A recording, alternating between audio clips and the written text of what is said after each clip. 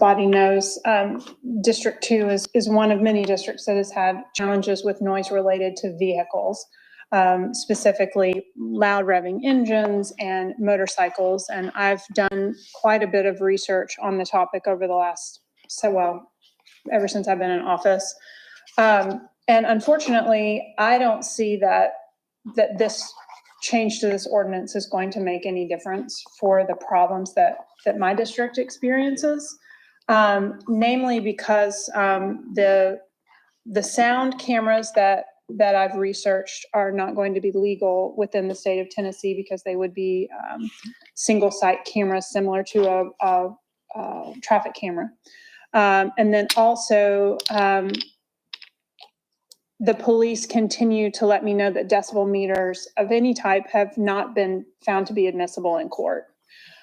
So for me, this, the change of, for example, in item 3, the red line that I have of taking the singing on the streets or sidewalks from the hours of 8:30 to 7 a.m., 8:30 p.m. to 7 a.m. and changing that to any time of day. Like, I just don't see that it is going to do anything for the problems that my district has. And I have yet to, in my research, find a good solution for those problems. So I want the people of District 2 to understand, and I've had these conversations in person with them, that when they see that we're talking about a noise ordinance, this is not going to be the thing that fixes their problem. That further work has to be done, more research, and honestly, some of these sounds are so ephemeral that they're just very, very difficult to deal with. So I appreciate that you've brought this to us, Councilwoman Burrs. Unfortunately, it's not quite what my district needs. May I respond? Yes. So I hear you. And actually, my vote will be for the whole city, not just for my district, because my district needs special things too. So when I look at it, I'm looking at the whole district. Now I do know, and I've been talking we've been working in the executive office to try to figure out how to deal with your issues. And I know you're aware of that. And I'd like to add that to this once this goes through. So I'm aware of the other work that's been going on. I'm aware of your concern. I'm aware of the cameras. And I too have some issues with particularly the motorcycles. Because we're near a freeway and Brainerd Road, and we've had those complaints as well. So I'm aware of it, but I'm bringing it forward and voting for it in spite of that, with the knowledge that I know the mayor's office is working on some other ways we might be able to meet that need. So thank you very much for your comments. All right. Good, Councilwoman Burrs, Councilwoman Hill. All right. All right. Item 6B, well, we have planning items on first reading. Any comments or questions about that? Yes, ma'am. Go ahead, Councilwoman Burrs, and Madam Clerk, could you read 6B?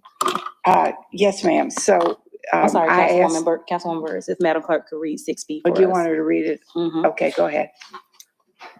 An ordinance to amend Chattanooga City Code, Part 2, Chapter 38, zoning ordinance, so as to rezone properties located at 7368, 7376, 7384, and 7390 Old Cleveland Pike from R1 residential zone to RTZ residential townhouse 0 lot line zone, subject to certain conditions. Thank you so much for that. Go ahead, Councilwoman Burrs.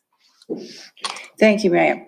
So we deferred it for 2 weeks because the community wanted to have a public meeting and wanted to discuss it at the public meeting. Last Thursday, the public meeting did occur. Mm-hmm. However, that particular issue never came up on the agenda. There were other things that took precedence. So I have no record of any opposition at the meeting the way it should have happened. So this will go forward. Thank you so much. All right. Under resolutions, We have resolutions under economic development. Any questions? All right, moving down to mayor's office, resolution item D. Joe, if you come up and give us an update. Yes, thank you, council. So I wanted to address some of the concerns that we heard in our public comment period last week, and I wanted to be very clear that the administration was listening during this period as we worked to develop a climate action plan that our entire city can get behind. And we did hear a lot of concerns, frankly, over issues that were not in the plan, issues that were brought up that were while valid and important, were not issues that were addressed at all in the climate action plan. Regardless, we did hear some issues that were brought up during the public comment period that added some really valuable feedback and helped us improve the plan. And these were changes that are being sent to council, although they don't necessarily change the resolution adopting the goals. And I wanted to quickly review some of those changes as well as a preamble that we are adding to the actual text of the climate action plan. So under page 6, under the looking ahead section, we briefly address privacy and the importance of collaboration and input with the community. On page 46, we added a section following some comments that we had received in written version or in writing, and also here at the podium around the need for a regional food systems analysis. And that's something that we would like to take on at some point in the future to better address our food systems and making sure that we have sustainable local sources of food for our community. And then on page 54, we do add a section and sub-bullet regarding the emphasis on equity and public health when determining some of the measurables that we will be pursuing, as well as recommendations on future strategies and action, always making sure that our One Chattanooga plan, particularly the emphasis on public health, is front and center. Additionally, we did hear a lot of concerns around individual freedom, personal liberty, and privacy. And I want to be very clear on behalf of the Kelly administration, those are concerns that are deeply important to us as well. And we believe that this climate action plan does nothing to harm personal liberty or privacy for residents, but we wanted to be explicit about that. And if the council doesn't mind, I'd like to read a preamble that we are introducing at the beginning of the climate action plan that I sent over to you. It's brief, but I think it is important. This is a preamble on protecting individual freedom, personal liberty, and privacy that will be included in the front of the climate action plan. It reads, the climate action plan shall impose no binding commitments on the city of Chattanooga. The Chattanooga climate action plan shall make no recommendation of any sort that would violate individual privacy or freedom of movement. The climate action plan shall make no recommendation that imposes any regulation on driving or transit choices of residents, even as it seeks to expand and better integrate public transit, pedestrian, and bicycle infrastructure across the city to provide more transportation options, especially to those who cannot drive by themselves, like the poor, young, and elderly. The climate action plan shall not restrict residents in any way, regardless of their preferred means of transportation, where they live, or the length of their commute. The climate action plan shall not make any recommendations that violate or undermine the city of Chattanooga's home rule status as outlined by state law and the city charter, including by any national or international non-governmental organizations. The climate action plan shall be in full compliance with the requirements and liberties provided by the United States Constitution and the Constitution and laws of the state of Tennessee.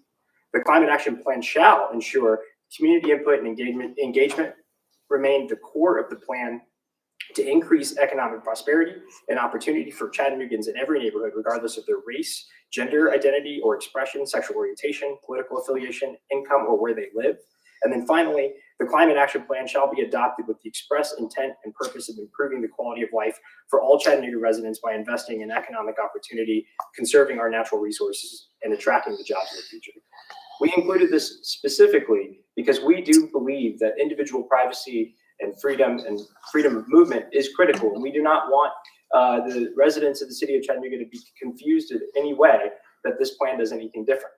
And so by explicitly stating these are the goals of the climate action plan and these are the guardrails that we're living behind, we believe that we can address sustainability and stewardship in our community and also attract those jobs while doing it differently than many other cities in our country. We can be very specific that this is something that our entire community can rally behind. So I just wanted to be very clear about those changes which we've sent over to you. And I'm happy to answer any other questions ahead of our 6 o'clock meeting. All right, thank you so much, Joda. Any questions, council? All right, Councilwoman Hill. Thank you, Chairwoman. Joda, I appreciate that, that preamble and then the updates related to our food system and health disparities. I have definitely heard quite a bit from my constituents about this plan. District 2 is one that has remarkably diverse thought, I would say, where in political terms you might call us one of the more purple of the districts. And so it's certainly a privilege to get to weigh out all of that, and I'm humbled by it. A handful of things I just wanted to point out to you and to everyone here that stand out to me and to the people of District 2 as we've studied the climate action plan. Because we have such diverse thought within District 2, I've identified 3 big buckets of thought that are shared values that we work within. And one of those is strong foundation. And I think that this is a great example of something that fits within that strong foundation value that District 2 shares. So there are 4 things that I just wanted to point out to my colleagues that make this a strong document, in my opinion. The first is that stewardship of our natural resources is something that's deeply important to the people of District 2. We are directly impacted by steep slope development, by loss of tree canopy, and by the health of our rivers and streams. And so that's something that my constituents bring to me very often. And I appreciate that this plan does carefully set out some thoughtful ideas for how we will address that long term. An improved multimodal transportation infrastructure is something that comes up a lot in District 2. Just last night, I spoke with residents of Lepton City who are so very close to a grocery store, a school, a church, a pharmacy, and yet have no sidewalk infrastructure to get there safely. It's the kind of thing that just makes sense that we would have a bus shelter that people can wait for a bus without being rained on. These are smart choices. An innovative economy is something that's important to the people of District 2. And I like the fact that this is, that when we set our mind to something in Chattanooga, like for example, when we send the chamber out to do business development and recruitment, we tend to get what we fish for. And in this example, we have Novonix as a recent addition that has made great strides within my previous school district of District 6 in Lookout Valley, and then here in downtown. And then finally, resilience is something that really resonates with me, that this plan takes into account. I think that as a public servant, a big part of my job is not just thinking about the 4 years that I've been elected to serve, but to think about the 10, 20, 30-year future of our city. And when we consider what a major flood event, for example, could do in the city of Chattanooga, or a fire, or some of these big storms, I think resilience not only of our infrastructure, but also of our economy is really important. And you all have heard me talk about having a strong economy versus a fragile economy. And I think that this positions us in a thought plane to be headed in the right direction. So I appreciate all the public leaders that have, and community members who have been instrumental in developing this plan over the last year or so. And I'm glad that Mayor Kelly's administration brought this to us. Thank you. Thank you, Councilwoman Hill. Any other questions, comments? All right, thank you. All right, under resolutions, we have, on the police, we have a resolution there, as well as public works and wastewater. Any questions, comments? All right, don't see any lights. All right, council, if you will look at your 2-week agenda, next week's proposed agenda. If you have any questions, please hit your light. Okay. I don't see any lights to the field. I did have a question about item J. Yes, ma'am. Under the mayor, I'm sorry, not Phil, Joda, I had a question about item J under the mayor's office. Update us on that. Yes, so we are asking that the council essentially swap the resolution demonstrating the city of Chattanooga's intent to adopt the CPACER enabling legislation. And I'll briefly tell you a little bit about what CPACER is. It is a provision enabled by Tennessee state law that other major cities in Tennessee, including Knoxville, Memphis, and Nashville, have adopted that allow a new financing mechanism for funding energy improvements in our community. And this does this through a special assessment, a voluntary special assessment on the property that would then go on to, it would be essentially a lien on the property. And these energy efficiency improvements would be paid for through the regular tax collections, either through the city or directly to the lien holder. And the first organization within our community that's most likely to take advantage of CPACER is actually our own Tivoli. And so as they look to improve their energy efficiency within their buildings and make significant upgrades as they're going through their renovations, this is a piece of legislation that would enable that to happen. We need the enabling legislation from the council. And so we've provided a packet of the latest ordinance in your packet, and that will be on the 2-week agenda, if that is amenable to the chair. Any opposition or objection to moving that from a resolution to an ordinance for next week? No. All right. Oh, just a second. I do have council members. Not opposition. Yeah, it's not coming on. Is it on now? It's on. All right. No opposition to it at all, but I really would like an education session on it. Yes, ma'am. I can provide that next week if that works for you. I think that would be great, but I think it's probably necessary for all kinds of Yes, reasons. I'm happy to provide a brief presentation next week. Thank you. And this ordinance would require a public hearing before implementation, but it can be done in 2 weeks on the final reading if you wish. It's great. Well, it's because it would require a public hearing that I think we should get educated Absolutely on. happy to do it. Thank you. All right. Okay, any other questions, comments about it? All right, thank you, council. Next, purchasing questions. Any questions? We have 5 purchases, 2 renewals. We don't have any RFPs, sole source or emergency purchases. Any questions about that? Okay. Moving on to future considerations.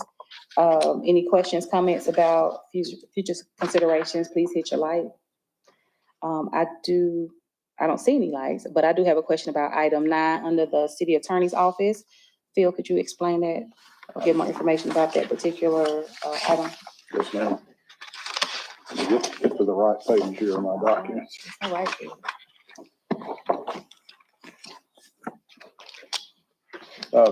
This is simply a provision here that would be authorizing the city to join other local governments in Tennessee that are currently receiving funding from the Tennessee State Opioid Abatement Agreement.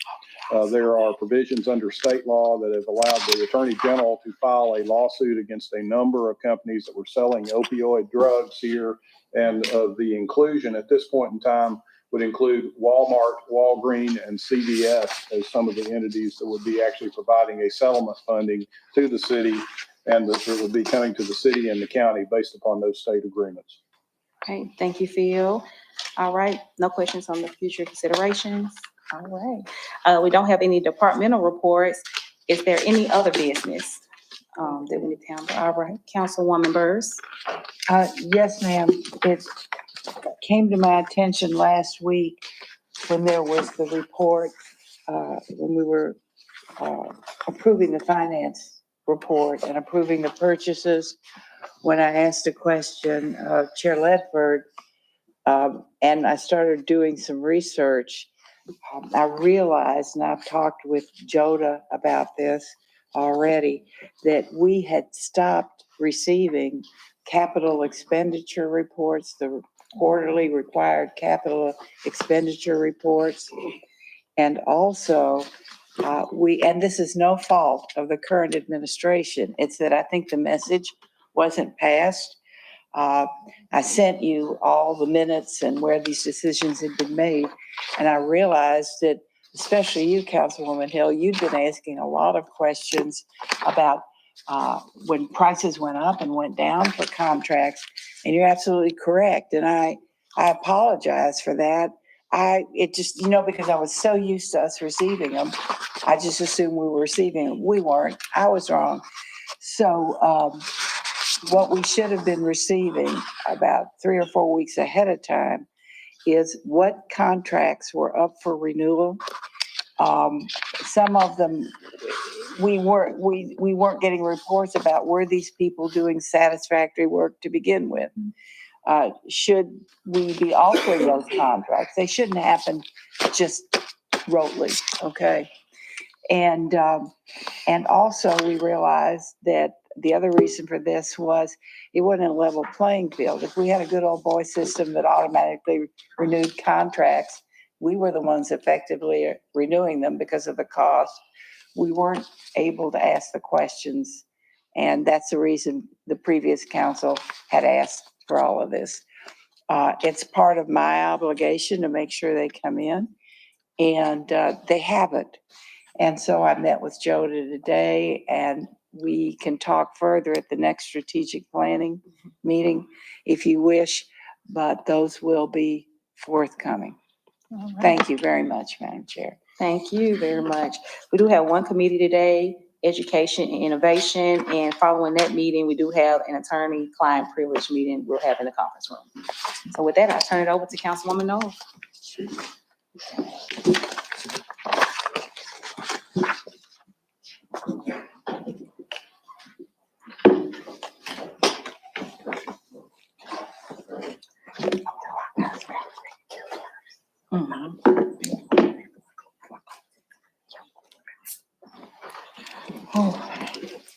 Thank you very much. Hello. Hello. Hello.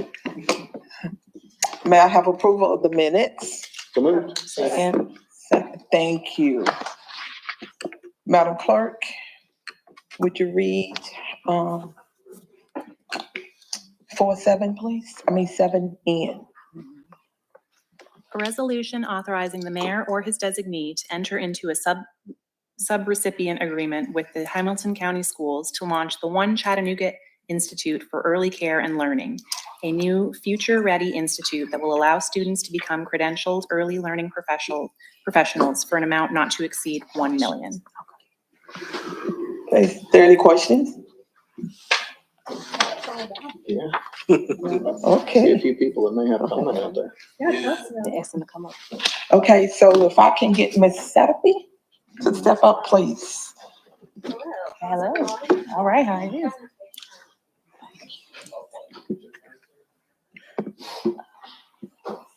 So I will go ahead and get started while we're pulling up that. So thank you, Councilman Knoll, for allowing us the opportunity to present this afternoon. And council, thank you to all of you for your time as well. As you all know, Mayor Kelly's One Chattanooga plan highlights the importance of early learning in our community. And that's because research has shown over and over that positive early childhood experiences are directly linked to better outcomes for the rest of their lives. Not only in school readiness, but better outcomes, higher earnings as adults, better outcomes for health, and then plenty more. So as we work to expand access to quality early learning in our city, we also have to address the critical need for early learning professionals in our community as well. So early learning professionals are, of course, responsible for developing kiddos in their classrooms, but these educators are also crucial for our city's healthy workforce, and they're essential to the stability of our economy. These are the people who make it possible for the rest of the workforce to go to work, all while they're building the skills for our future workforce as well. So investing in the early childhood workforce is an important step towards building a universal path to early learning, which is why Mayor Kelly has decided to partner with Hamilton County Schools to launch a new Future Ready Institute focused on training the next generation of early childhood professionals in Chattanooga.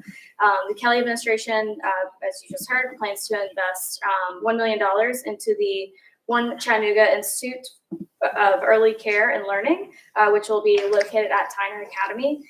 If you will all think back to the Relief and Recovery Allocation Plan adopted by this council last year, you may remember some funding being set aside for partnership with Hamilton County Schools.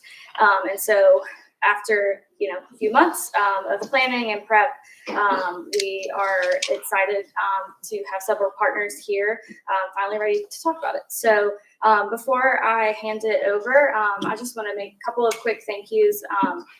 Thank you to this council, of course, and for those of you who were able to attend the press conference last week. Mayor Wap was also able to attend the press conference last week, and we're of course grateful for his support, and then also for grateful to him for being such an advocate for quality education and workforce development. The team at Hamilton County Schools obviously works incredibly hard every day to make sure that our students are set up for success, and we're grateful for our partnership to them, and then of course grateful to Dr. Robertson for his leadership, and to Blake Freeman and Olivia Bagney, who are also here, and the rest of their team who have really helped us build out, or who have built out this Future Ready Institute. And then last but not least, I will mention our administrator for the Department of Early Learning, Caritza Jones. She leads such an important body of work so passionately and is so determined every single day. So we're of course grateful for her leadership as well. So with that, I will go ahead and turn it over to Caritza and Dr. Robertson. Thank you, Brooke, and to city council members. Appreciate the opportunity to come speak with you. It's actually my first time actually speaking to city council, so I appreciate the welcome and the commitment to Hamilton County Schools. So I want to start off by mentioning that we have just recently presented a new strategic plan. Over the past 14 months, we've been on a countywide listening session trying to determine what our next steps were. I'm pointing this out for a couple of reasons. One, we've talked a lot in this city, in this community about opportunity, and our new strategic plan, Opportunity 2030, recognizes the need for opportunity, but more importantly, it recognizes that for us to create opportunity, we have to do it by design, meaning we have to be intentional about creating opportunity for students. Our 5 commitments in this new strategic plan are listed here, and you can see one clear, what looks like maybe an omission, is the lack of something around future ready students.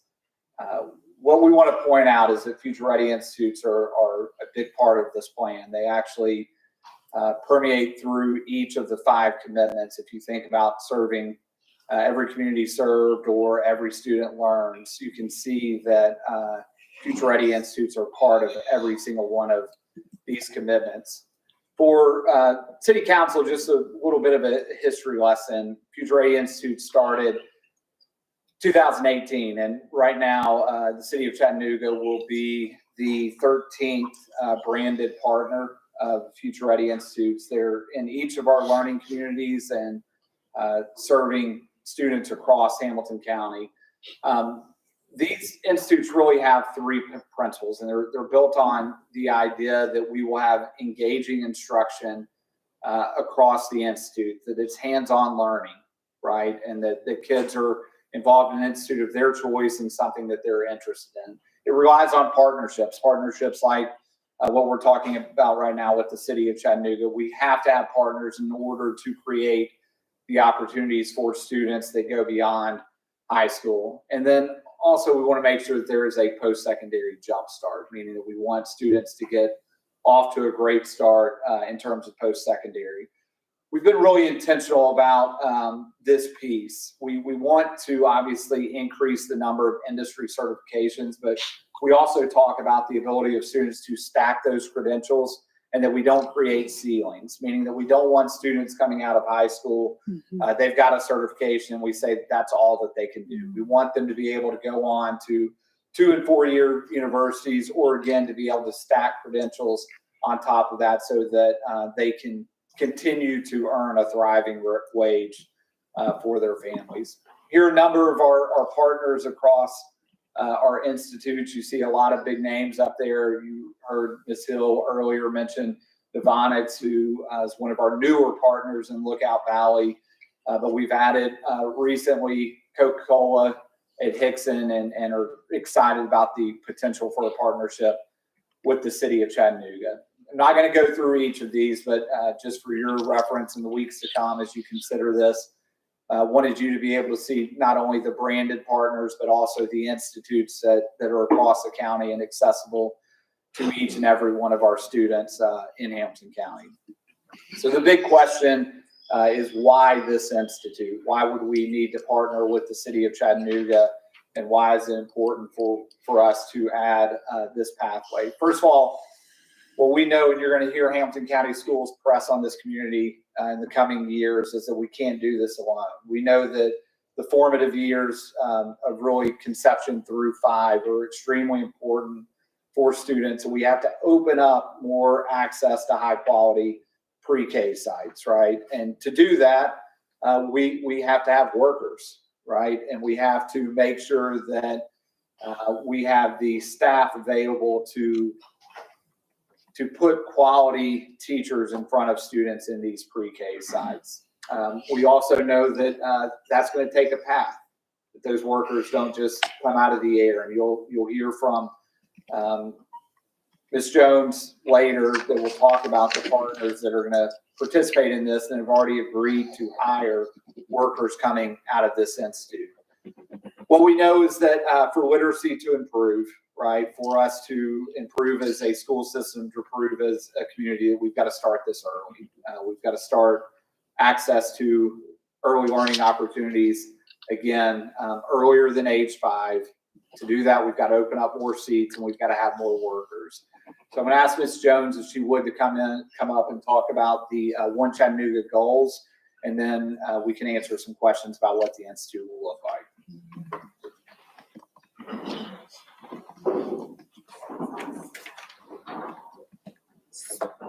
So when Mayor Kelly and the council adopted his One Chattanooga plan, the very first goal of their strategic plan is early learning. Of course, is to build a universal path to early learning. And with this body of work and the partnership with Hamilton County Schools, we will be addressing 2 of the 4 priorities under that goal. One being train the next generation of excellent early learning professionals, and also to continue our partnership with Hamilton County Schools to provide high quality learning opportunities and services for family. We often hear that the city is not in the education business because we are not the LEA for schools any longer, but it doesn't mean that our work has to stop just because Hamilton County is leading that charge, but of course, to continue to partner and support that body of work. The One Chattanooga goal alignment is that what we've asked, or what we're asking of the council support on, is Mayor Kelly's desire to invest $1 million ARP funding dollars to support the creation of a model of an early learning system. This is a guaranteed institute investment for 5 years, beginning in August of 2023. And partnerships, we have, this directly answers to the community's need to recognize through the work of the Early Matters and the Bright Start Steering Committee, as well as Chattanooga 2.0 and the Children's Cabinet, the importance of ensuring that our children have the foundation they need when they're ready to enter into secondary, elementary and secondary education. So let's talk about what that looks like. With the plan of action, with the investment, $250,000 has been set in motion for the creation of the One Chattanooga Institute of Early Care and Learning at Tyner Academy. It's designed for students interested in making a path to universal early learning for every child ages 0 to 5 by completing the institute programming and graduating with their CDA, which is a Child Development Associate, the first level of certification as you enter into education, and especially with early learning. Partner funds will also be allocated to developing and sustaining the institute personnel, and any early post-secondary tuition and fees. That would include the certification for them to actually obtain the CDA. I want to talk a little bit about the why for Tyner. So Tyner currently has a Future Ready Institute, which is University of Tennessee at Chattanooga's Institute for Teaching and Learning, which of course supports our students with learning the fundamentals and the basics for wanting to go K through 12 education. Adding this an additional component to that Teaching and Learning Institute will allow our students to have exposure. Any Hamilton County student to have exposure to the realm of education, be it from early settings to elementary to secondary. And what we know is, and oftentimes when you look at our teacher retention and recruitment situation, it used to be that everybody wanted to go into education, and you had so many people wanting to be teachers. But as the society has changed and things are going on, there's not a desire to necessarily do that anymore. But we all know that everyone has a love for a child, and especially our littles, right? And so we often see children graduate from Hamilton County, and then as they go into the workforce, they're working in the centers that we support through the Office of Early Learning, through the Department of Early Learning. And then seeing those students, or now adults, residents of Chattanooga working, my team and I often sat back and talked and said, well, what if they had that credential? What if they had that CDA? What would that look like for a livable wage for them? What would that look like in piquing their interest to not only, let me do this while I'm going to obtain another degree, or let me do this as I continue on the trajectory for education. So this is a very exciting opportunity for our students, because it can drive a passion in them for early learning that may later on support something else.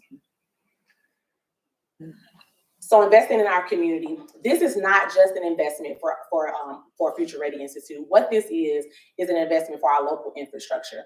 The $1 million investment from the city of Chattanooga, of course, would allow our students here in Hamilton County Schools to participate, if they elect to, for Future Ready Institute at the One Chattanooga Institute.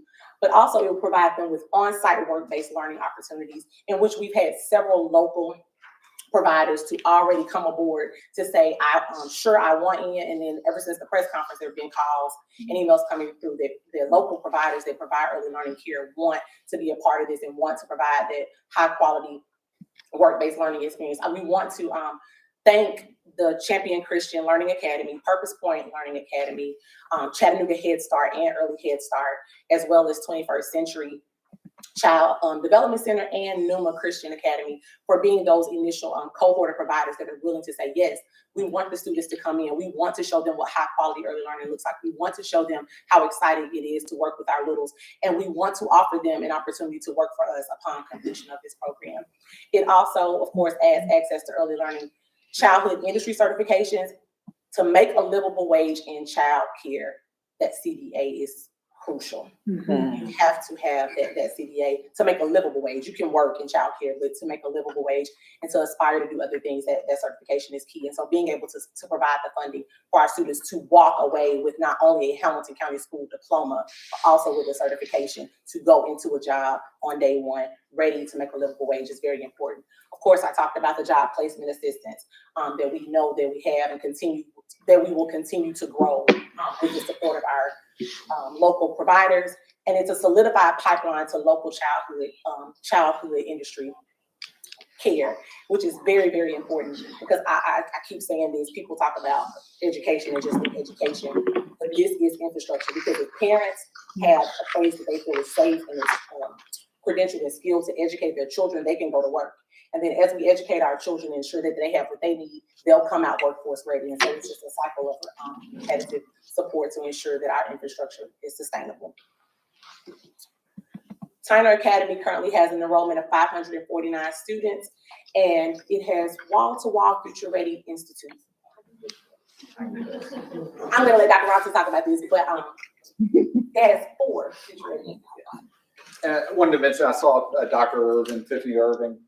Dr. Irvin, if you raise your hand or stand up or something, the amazing principal at Tyner Academy, and I think they had a little celebration yesterday, right? Handed out some rings. Yeah. So Tyner is a wall-to-wall institute, and you'll see EPB Institute of Health Science and UTC. What we know is that we're building a new Tyner that has more seats than right now what we have students. That's intentional, right? And that we want to recruit and we want to get as many students into Tyner. And so this institute is, for us, a recruitment tool as well, for us to be able to get new students. But I want to point out, again, there is a selfish part on Hampton County Schools that we want to give kids opportunity. But I think Ms. Jones said it well, is that this also has an economic development impact, and that it allows more parents, to go to work and enter the workforce.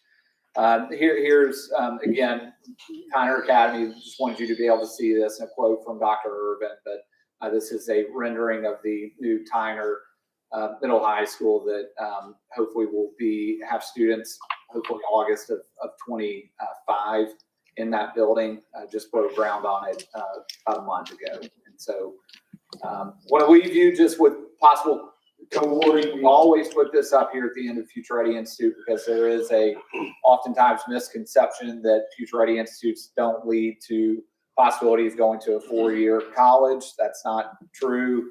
You have to take the same core classes, Algebra 1, English, science, that every other student, but you have very intentional set of career and technical education classes that would again lead to a certification for students in this institute. Before I turn it over for questions, just want to point out Blake Freeman and Olivia Bagby. They've both been instrumental from day one in Future Ready Institutes to make this a possibility. And thank you to the City Council for the consideration and the mayor on his fulfillment of what really was a campaign promise to support public education in Chattanooga. Any questions? I got one. Okay. It's for Caritza.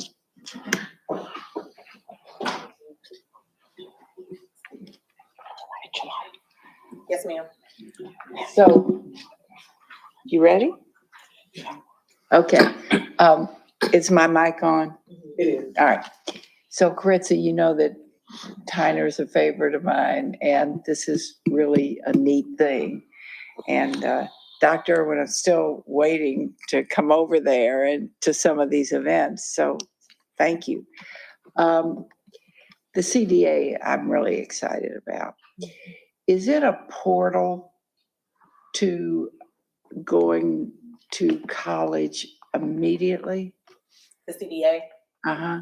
So you can have a CDA and then you can matriculate on into you can still take a 4-year, take a 4-year path. You can go to Chattanooga State or another. Will it give me a leg up? Let's say I have my CDA and I'm smitten. I want to go and get my degree in education.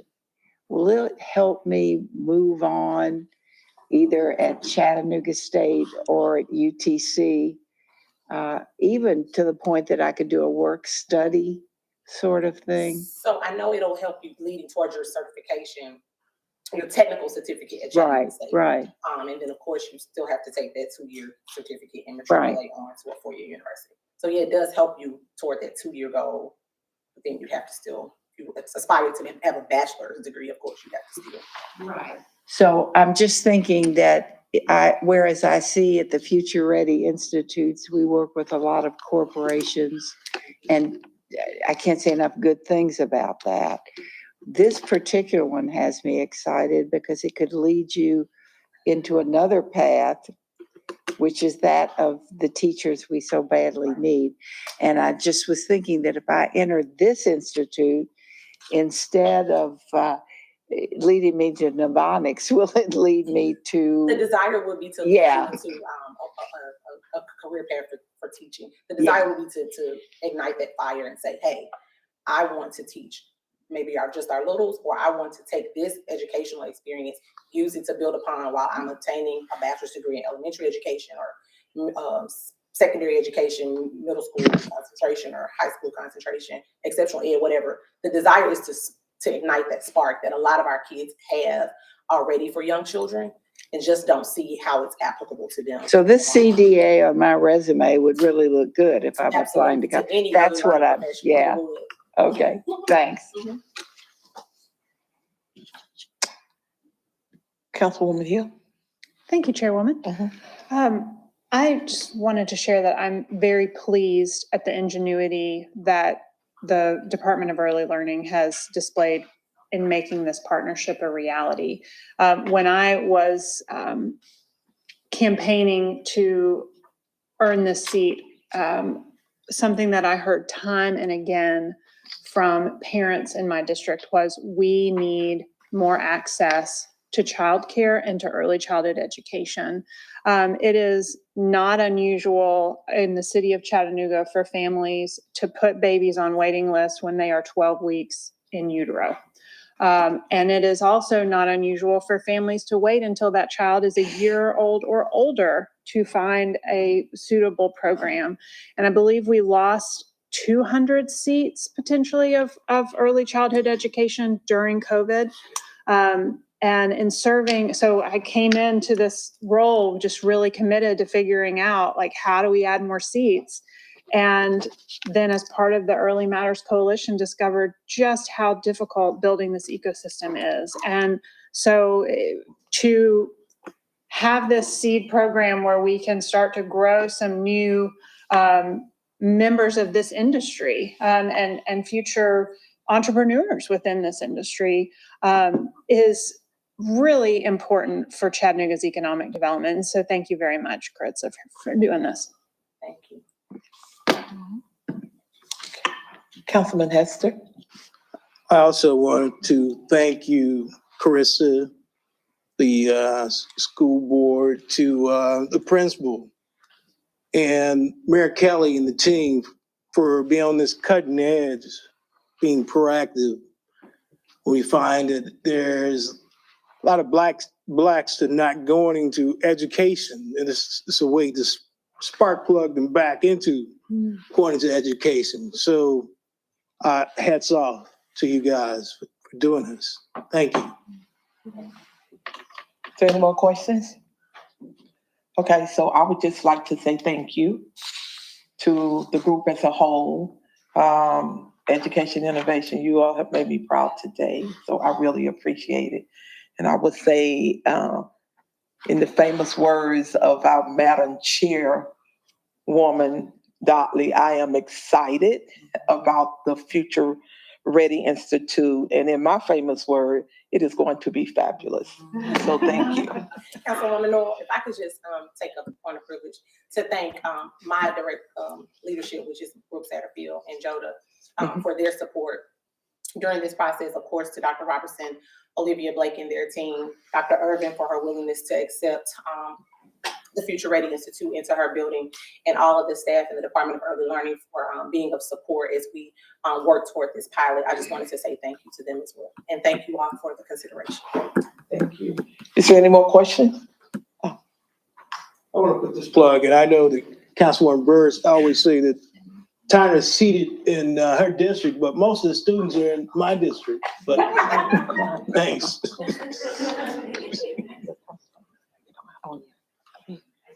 Okay, is that it? Anyone else? Okay, so we will adjourn until 6 p.m. Attorney Klein. Yeah, everybody's got extra out of here. They gotta leave out. We're going to a couple,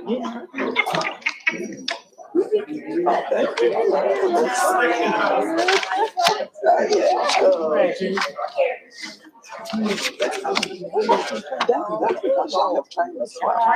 Y'all have trained us well. Y'all have trained us well. all right, right. Thank you.